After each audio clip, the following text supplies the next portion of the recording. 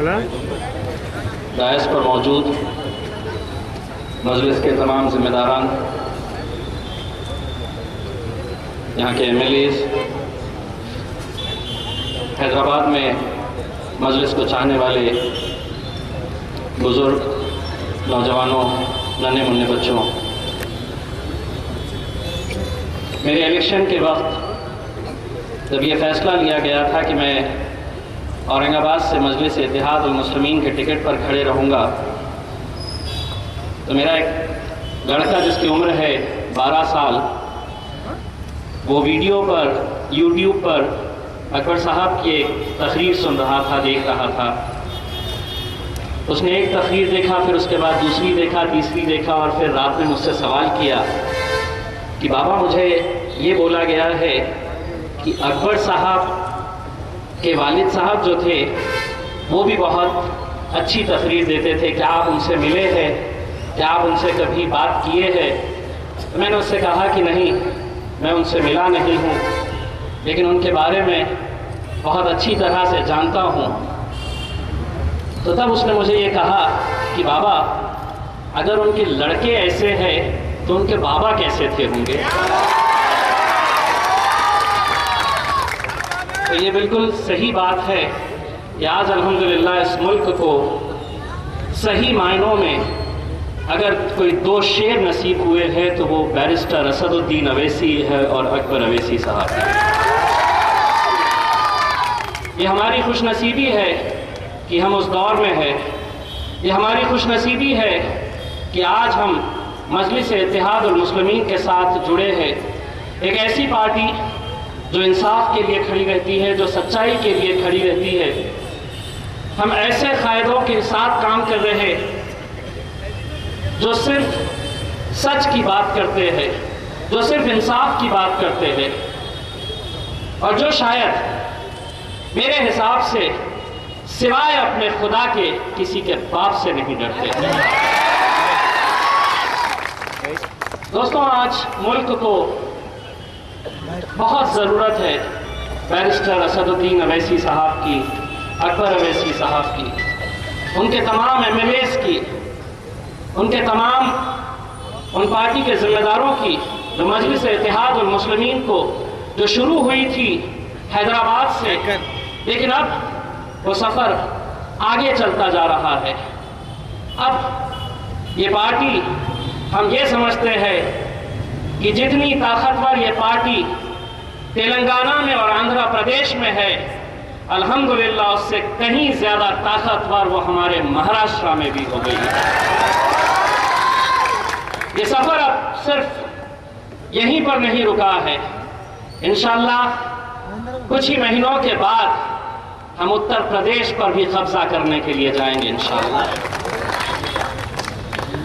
आज मुल्क के सामने जो हालात है वो देखते हुए यकीनन ऐसा लगता है कि पिछले कई ऐसी पार्टियां थी जहां पर मुसलमान MLAs और MPs तो हुआ करते थे, लेकिन क्या वजह थी कि ये लोगों ने कभी भी इस कौम के लिए आवाज़ नहीं उठाई।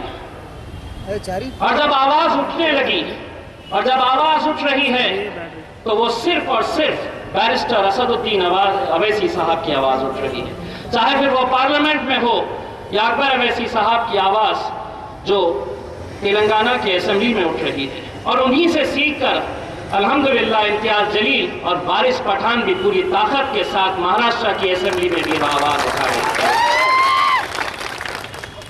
आज महाराष्ट्र की यह हालत हो गई है कि भले ही वहाँ पर दूसरे अलग अलग पार्टीज के MLAs मुसलमान हैं, लेकिन मुसलमानों से जुड़ा कोई भी मुद्दा होता है, चाहे फिर वो छोटा हो चाहे फिर वो बड़ा हो, मीडिया वाले सबसे पहले आते हैं तो वो सिर्फ मजलिस के आमदारों के पास आते हैं, क्योंकि वो जानते हैं कि अगर सही राय अगर कोई देंगे अपने कौम के बारे में तो वो मजलिस के आमदार ही देंगे। और पूरी ताकत के साथ, पूरी ईमानदारी के साथ हम पूरा मुकाबला कर रहे हैं। आज इस तरह का खौफ हो गया है मजलिस को लेकर महाराष्ट्र में कि अगर हमारे हाथ में रस्सी भी होती है तो वो समझते हैं हम सांप लेकर खड़े हुए हैं। आज पिछले कुछ दिनों से आप देख रहे होंगे कि हर टेलीविजन चैनल पर बस एक ही मुद्दा है, याकूब मेमन की फांसी को लेकर। देखिए, मजलिस इत्तेहादुल मुस्लिमीन दहशतगर्दी की कभी भी हिमायत नहीं कर सकती है, नहीं करते हैं हम लोग। लेकिन क्या एक हिंदुस्तानी इस मुल्क के रहने की हैसियत से क्या हम कोई सवाल नहीं उठा सकते?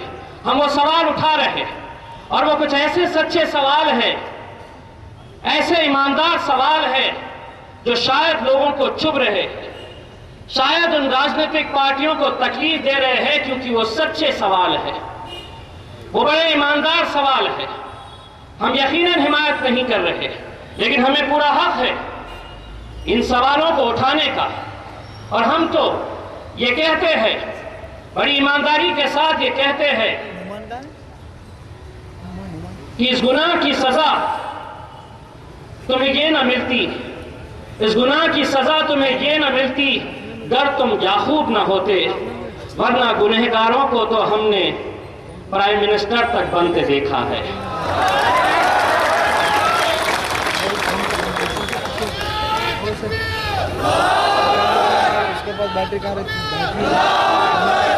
दोस्तों, बस हम यही आप लोगों से गुजारिश करना चाहेंगे कि आप लोगों की दुआओं में मजलिस को ज़रूर शामिल करिएगा, क्योंकि आज मुसलमानों की अगर आवाज़ कहीं है तो वो सिर्फ मजलिस ही उठा रही है।